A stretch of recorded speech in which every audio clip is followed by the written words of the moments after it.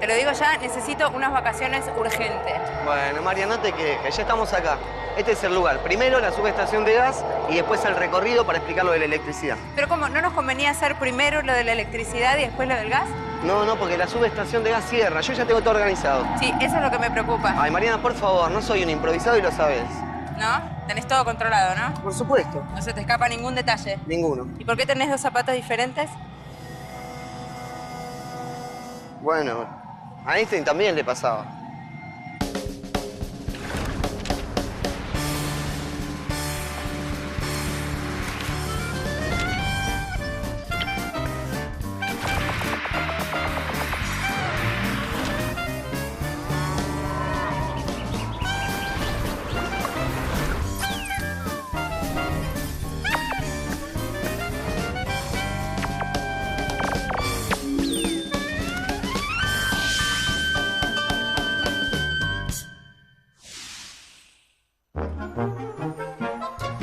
Me podrías haber avisado lo de los zapatos, ¿eh? Bueno, es que recién me di cuenta cuando vi que caminabas rengo. Además, ahora tenés los zapatos de seguridad. Hola, somos Mariana y Enrique Moravia. Esto es Energías Eficientes, serie en la que repasamos cómo se produce, transporta y distribuye la energía en la Argentina. Hoy vamos a hablar de un tema muy importante para todos, pero que en general pasa desapercibido. Cada vez que utilizamos el gas o la luz en nuestra vida diaria, no nos detenemos a pensar en el camino que esas energías realizan para llegar hasta nosotros. Hoy vamos a seguir el viaje que hacen el gas y la electricidad para llegar a nuestras casas. Esto nos va a ayudar a entender el impresionante recorrido que transita la energía cada vez que realizamos un acto tan simple como prender la luz o encender una hornalla.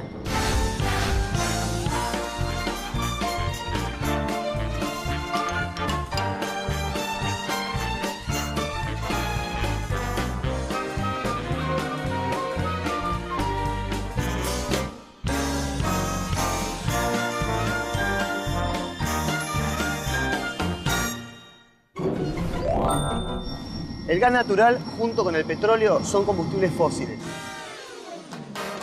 Los seres vivos del pasado, principalmente los vegetales, se han convertido durante millones de años en petróleo o gas, o sea, hidrocarburos, que el hombre extrae de las entrañas de la tierra. La producción y el consumo de gas natural crecen mucho en el mundo y en nuestro país. El gas es un combustible limpio porque es baja su emisión de gases contaminantes. Produce menos dióxido de carbono que el petróleo y que el carbón. Y sabemos que el dióxido de carbono es uno de los principales gases causantes del calentamiento global. Amor, ¿qué haces? ¿Qué? Estoy escuchando el sonido de la energía de la Tierra. Ahí abajo tenemos todo. Después vas a tener que escuchar el sonido de mi voz cuando estés con toda la ropa sucia. El gas natural es una mezcla de gases combustibles que se encuentran en el subsuelo, donde suelen hallarse junto a hidrocarburos líquidos, o sea, el petróleo. Antes el gas era tratado como un residuo más de la extracción de petróleo. Por eso se tardó más tiempo en explotarlo. ¿Por qué pasaba eso? Simple. Almacenar y usar el petróleo, un líquido, era sencillo, pero nadie sabía todavía cómo almacenar el gas.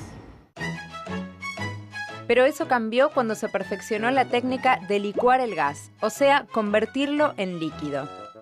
Reduciendo la temperatura del gas a menos de 160 grados bajo cero y comprimiéndolo, se lo vuelve líquido. También el uso de tuberías aptas para resistir la presión posibilitó la construcción de extensos gasoductos. Eso solucionó el problema del transporte del gas.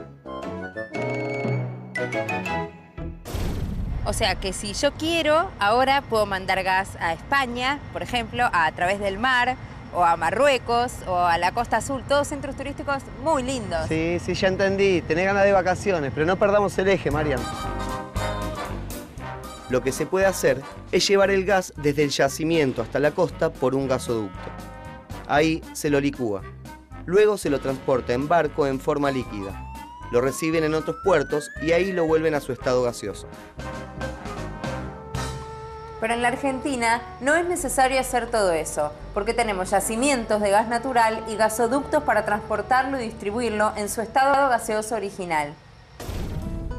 Veamos cómo es el viaje que hace el gas natural, desde donde se extrae hasta donde se consume. Este es un esquema del gas en un yacimiento. Aparece de color rojo en la parte superior. Debajo, en verde, está el petróleo. Y debajo de todo, agua, celeste. Todos estos fluidos se encuentran en los diminutos poros de las rocas, como si fueran esponjas absorbentes. La cadena del gas es así. Las empresas productoras extraen el gas de los yacimientos. Las empresas transportistas son las responsables de los grandes gasoductos y de trasladar el gas desde el yacimiento hasta el punto de entrega al distribuidor. Y las empresas distribuidoras son las que llevan el suministro de gas a los consumidores. La planta Ordoqui, en donde estamos, ¿qué lugar ocupa en esta cadena? A eso vamos. Veamos este esquema. Primero, gasoductos de distancias cortas conducen el gas natural de los yacimientos hasta las plantas de tratamiento de gas natural o plantas separadoras fraccionadoras, que suelen ubicarse en los mismos yacimientos o cerca de ellos.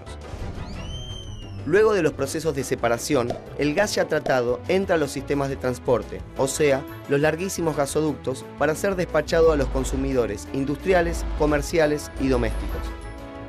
A veces, el gasoducto debe cruzar montañas, ríos o desiertos. Es una gran tarea de ingeniería con enorme inversión. Este sistema de transporte resulta tan eficiente que existen miles de kilómetros de gasoductos. ¿Y Ordoqui? ¡Ya va, Mariana! Un gasoducto está formado por tuberías de alta presión que transportan gas entre puntos de abastecimiento y de distribución a las áreas de consumo. Los gasoductos tienen estaciones compresoras a intervalos que pueden variar entre 50 y 250 kilómetros aproximadamente. Una compresora de gas es esta, la subestación Ordoqui. Exacto. La función de una subestación compresora es elevar la presión para permitir que el gas continúe su transporte a través del gasoducto. Después, el gas entra al sistema de distribución, donde la presión se baja para ser llevado a los consumidores finales, o sea, nuestras casas, comercios e industrias. Para uso doméstico, el gas llega a nuestras casas a través de pequeñas tuberías y cada usuario tiene su medidor individual. Es decir, que la distribución se organiza de acuerdo a la presión del gas, alta, media y baja presión. ¿Y antes cómo era? ¿Siempre se usó gas natural? Estaba esperando esa pregunta. Antes se usaba otro tipo de gas, el gas manufacturado. ¿Y cuál sería la diferencia entre el gas manufacturado y el gas natural? También esperaba esa pregunta. El gas natural se saca de los yacimientos subterráneos que ya mencionamos. El manufacturado lo hace el hombre destilando el carbón mineral. Este tipo de gas se consumió a lo largo de 100 años aproximadamente, durante gran parte del siglo XIX y la primera mitad del XX. Esto marca dos periodos importantes en la historia del gas en Argentina. La etapa del gas manufacturado a partir de 1824 y la del gas natural desde 1945. El gas manufacturado en las usinas no se inyectaba directamente a la red de distribución, sino que previamente era almacenado en voluminosos recipientes cilíndricos denominados gasómetros, que estaban ubicados en puntos estratégicos de las ciudades. En Buenos Aires, por ejemplo, uno de esos gasómetros quedaba cerca de la cancha del Club de Fútbol San Lorenzo. Disculpame, te corrijo. A la misma cancha de San Lorenzo se la llamaba gasómetro por su estructura externa similar a la del depósito que contenía gas. En donde puede verse un gasómetro, obviamente en desuso, es en Avenida Constituyentes y General Paz. Ah, o sea que los gasómetros son vestigios de una etapa ya superada. Sí. En 1945 se creó la Dirección General de Gas del Estado.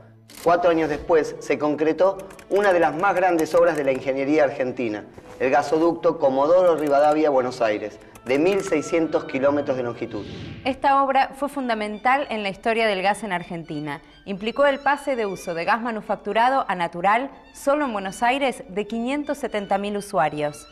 La permanente expansión del consumo exigió la construcción de nuevos gasoductos en las 5 décadas posteriores a fin de satisfacer la creciente demanda domiciliaria, industrial y de las centrales termoeléctricas que queman gas natural para generar electricidad.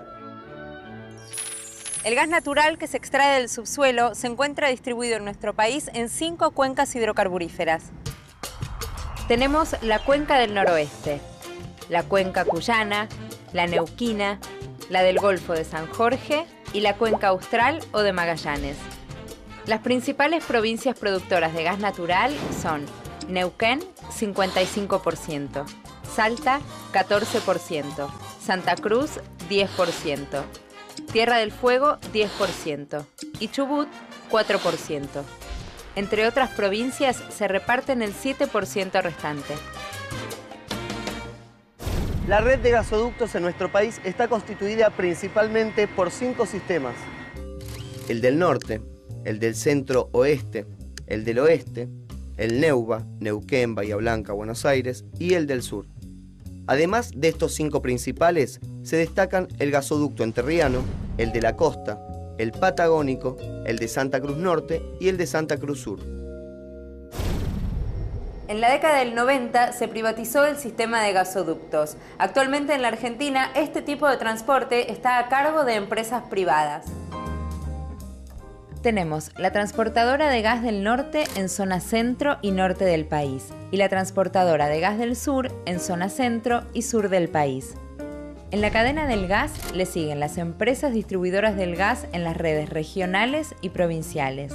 Por ejemplo, Metrogas, que distribuye a toda la capital federal hasta la zona sur del Gran Buenos Aires, es decir, a 8 millones de personas y 80.000 industrias y comercios.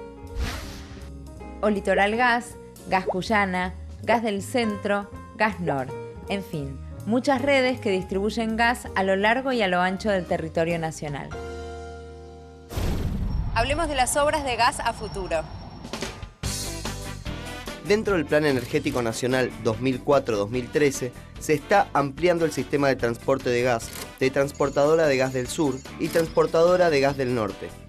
También el gasoducto del NEA, de 1.500 kilómetros de longitud, abastecerá zonas del nordeste argentino que actualmente no tienen gas natural. También se está impulsando el gasoducto del Sur, una obra internacional que atravesaría gran parte de América del Sur, vinculando a la Argentina con Uruguay, Brasil y Venezuela. Dentro de este plan, una obra importantísima y de reciente inauguración es el segundo cruce al Estrecho de Magallanes, un nuevo gasoducto submarino de 38 kilómetros que lleva gas desde Tierra del Fuego hasta Santa Cruz. Si bien el futuro del gas es positivo, es esencial tomar conciencia de su uso eficiente y racional, sobre todo en invierno. Claro. No olvidemos que en invierno hay pico de consumo máximo. El sector residencial, o sea, todos nosotros en nuestras casas, consumimos más gas para calefaccionar. Esto hace que haya menor disponibilidad para el transporte en las estaciones de GNC, en los comercios y en las industrias. Entre ellas, las centrales termoeléctricas generadoras de electricidad, que usan como principal combustible para su funcionamiento el gas natural. Sin un uso eficiente del gas, el sistema de transporte se tensiona. Además, ya que por ley tienen prioridad los usuarios residenciales, todas las industrias deben recurrir a otro tipo de combustibles más caros y a veces más contaminantes para funcionar. Y debe aumentarse la generación hidroeléctrica y la generación de gasoil y fuel oil. Todo se relaciona, por eso el cuidado en el uso del gas es esencial. Hay 2 temas básicos para tener en cuenta: el uso de los artefactos y el control de la temperatura ambiente. Mantenga todos los quemadores limpios. La llama debe ser estable, silenciosa y de color azul intenso. Trate de abrir solo lo necesario la tapa del horno mientras cocina. El termotanque utiliza menos gas que el calefón, ya que no hace falta regular la mezcla de agua para obtener la temperatura deseada. Hay que aprender a controlar la temperatura de nuestra casa. No calefaccione ambientes de su vivienda que no utilice y cuando los artefactos de calefacción dispongan de termostato, úselos para regular la temperatura adecuada sin exagerar. Fije un valor normal y no excesivo, por ejemplo, de 20 grados. Con ropa adecuada para cada época podrá reducir las necesidades de calefacción. Aislar su vivienda es una forma directa de evitar filtraciones de aire frío que obligan a usar más gas. Los burletes en ventanas son un recurso muy accesible en su economía. Y si está a su alcance, ponga cristales dobles. Y más que nada, use el sentido común y tome conciencia. Tendríamos que pasar a explicar el camino de la electricidad. ¿No podríamos olvidarnos de los mapas y de los esquemas? Yo no tengo problema, pero seamos didácticos. Ah, ya sé. ¿Y si hacemos una especie de tour eléctrico? ¿Tour eléctrico? ¿Cómo estás con el tema de las vacaciones,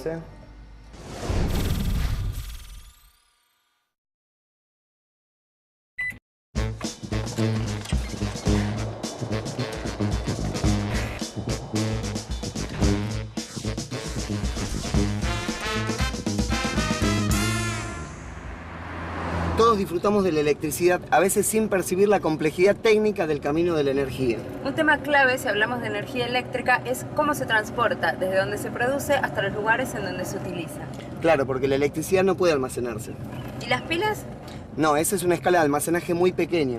En las magnitudes de las que hablamos para el consumo masivo, es imposible almacenar la energía eléctrica. Imaginemos que el voltaje eléctrico es algo parecido a la presión del agua en una cañería. Arranca con gran presión para que el agua llegue más lejos.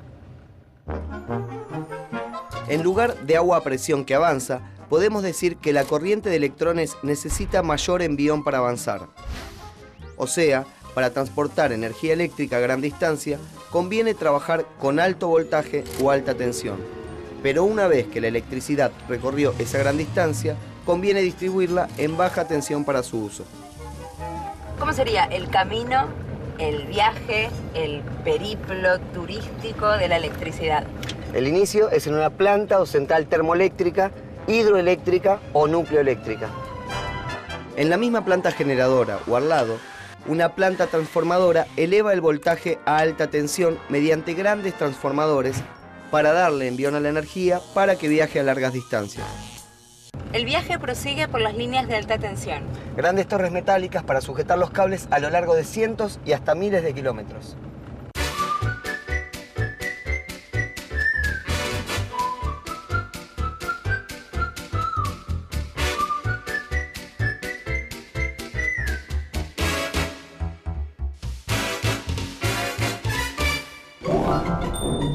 Esta es una subestación transformadora que mediante transformadores baja el voltaje a media tensión para adecuarlo a las líneas de distribución. De aquí salen otras líneas que se diversifican en las zonas urbanas y rurales para llevar la electricidad a los consumidores.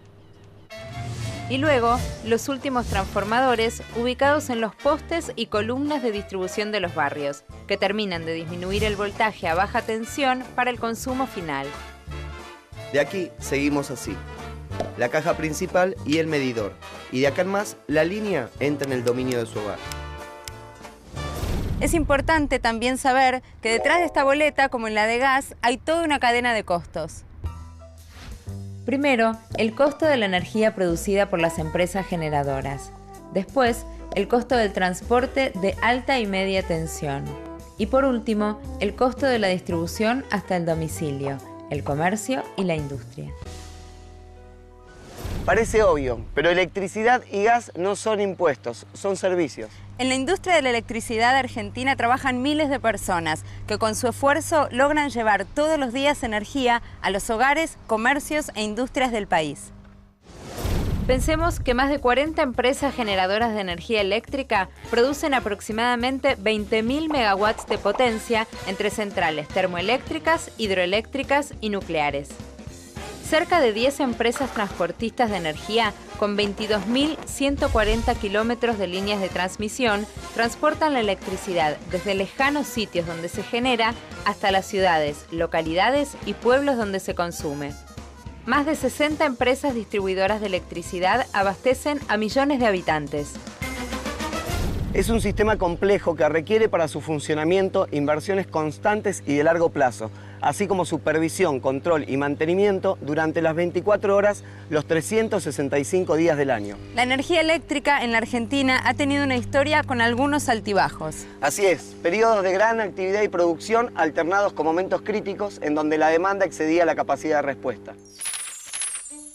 Podemos resumir las últimas décadas en 2 etapas. De 1960 a 1980 hubo un incremento en el consumo de electricidad, lo que implicó un aumento en la potencia y en la generación. Y de 1980 al 2000 hubo una baja en el consumo por la difícil situación económica en la que se encontraba el país. En la década del 90 llegó la privatización de todas las ramas del servicio eléctrico y el Estado pasó a actuar como regulador. Esto ya es nuestro presente. Y en este presente hay cosas interesantes para analizar. Veamos. El conjunto de líneas de alta y media tensión que llevan la energía eléctrica desde las centrales generadoras hacia todo el país se denomina Sistema Interconectado Nacional. Si observamos este mapa, vemos que la red de transporte tiene una configuración radial centralista. Por un lado, tenemos los lugares en donde la energía eléctrica se genera, sectores en donde están las grandes plantas que producen electricidad. el nordeste y el noroeste argentino y la zona de Comahue en la Patagonia. Y por otro lado, aquí vemos las zonas de mayor demanda de energía eléctrica. Gran Buenos Aires, provincia de Buenos Aires, Córdoba, Mendoza y el litoral, principalmente con Rosario y Santa Fe. En una primera mirada notamos que las distancias entre los lugares de generación de energía y los lugares en donde más se consume son grandes. Así es. En su creación, el sistema eléctrico tuvo una estructura centralista, llevando la mayor cantidad de energía eléctrica hacia el gran centro de consumo energético que es la región metropolitana de Buenos Aires, desatendiendo así, lamentablemente, a otras regiones del país. Comparemos con otros sistemas posibles de red eléctrica. La cuadrícula en Estados Unidos, por ejemplo, o el sistema espiralado en Brasil, parecen responder mejor a la demanda y tienen un crecimiento uniforme. Las nuevas obras, fundamentalmente la línea NEA-NOA, Comahue-Cuyo y la expansión del sistema eléctrico hasta Río Gallegos, se orientan a convertir la red de transporte en una trama más pareja, tipo cuadriculada o anillada, que integre a todo el país y que llegue más equitativamente a todas las regiones. En el 2003, toda la potencia instalada en el país para generación eléctrica era de 21.500 megawatts. El Plan Energético Nacional 2004-2013 aumentará la potencia instalada en 11.385 megawatts, o sea, más de un 50% que la potencia existente en 2003. La expansión del transporte de electricidad es clave en el desarrollo del sistema eléctrico argentino para llevar más y mejor energía a todas las regiones del país. Desde 2003 hasta principios de 2009 se sumaron 2.200 kilómetros de líneas. Actualmente se encuentran en ejecución 2.800 kilómetros y se iniciarán obras por otros 3.960 kilómetros. La idea es anillar con líneas el país, no solo para que este servicio llegue a la mayor cantidad de hogares, sino también para expandir las economías regionales y apoyar el crecimiento industrial en distintas zonas del país. Todo esto que vimos es lo que está detrás de prender el televisor, una bombita eléctrica o el lavarropas. Un sistema tan complejo que de solo explicarlo me duele la cabeza. ¿Ves lo que digo? Vos también necesitas vacaciones. Bueno, mejor pasemos a los consejos sobre el uso eficiente de la electricidad. También en el caso de la electricidad tenemos dos cuestiones básicas: uso eficiente de artefactos y uso racional de la iluminación. Use con prudencia los artefactos más gastadores como planchas, lavarropas y microondas. Cada artefacto tiene secretos para que su rendimiento mejore. Por ejemplo, si lustra el piso, luego de que la cera seque, la resistencia del piso será menor y el consumo también. En las aspiradoras, la limpieza periódica de la bolsa recolectora de polvo evita un mayor esfuerzo del motor. Si compra un artefacto, elíjalo de acuerdo a su etiqueta energética. Es una clasificación que describe el consumo de energía comparando artefactos que cumplen la misma función. De la A a la C, el consumo es bajo. D y E, consumo medio. Y F y G, consumo alto. Una etiqueta A puede corresponder a un artefacto más caro, pero la eficiencia energética alta a la larga es beneficiosa. El uso de lamparitas de bajo consumo constituye una diferencia esencial. El consumo de electricidad para iluminación en una vivienda iluminada íntegramente con lámparas de bajo consumo es 4 veces menor que en una vivienda iluminada con lámparas incandescentes convencionales. Ya vimos que el uso más eficiente de la electricidad implica menos consumo de gas en las centrales termoeléctricas y por ende, una vez más, resaltamos cómo gas y energía eléctrica se interrelacionan directamente. Si nos concentramos en usar racionalmente el gas, la electricidad y el agua, el beneficio para todos será enorme. Qué complejo es el camino para que todo se ilumine, para que obtengamos la energía que necesitamos. Hay tantos factores. Parece un lugar común, pero tomar conciencia de lo que significa la energía en el mundo de hoy, cómo se obtiene y llega hasta nosotros, y de lo importante que es usarla en forma eficiente, es un gran paso que cada uno puede dar para mejorar nuestra realidad y preservar los recursos energéticos de nuestro país y del mundo. El uso eficiente de la energía permitirá mejores condiciones de vida para todos nosotros y para los que habiten este país y este planeta en el futuro.